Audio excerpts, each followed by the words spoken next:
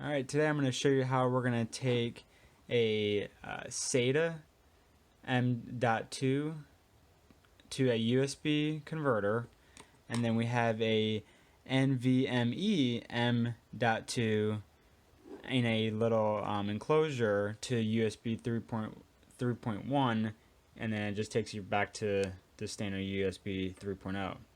And we're going to use this tableau forensic duplicator to make that duplication. So you're going to want to take your source drive and you're going to plug it into the right block port, and then we're going to take our destination drive, which is here, the external, and we're going to plug that into the read write port, and then we're going to power this on. You can go ahead and connect your connectors.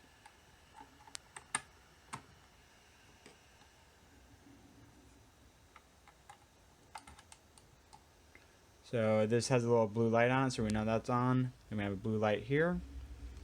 And now you can see we have our choices. We're going to choose duplicate because we're basically taking our 256, making a clone to our bigger 500 gig hard drive, so we can get some more storage. So it's very important that we're going to do disk to disk. So you hit select.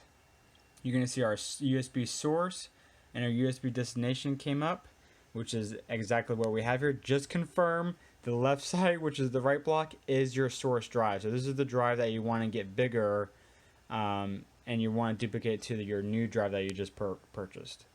And then your drive, the new drive is going to be in the read and write port. So once that's all done, you just hit start, and these are SSDs, so it's going to go super quick.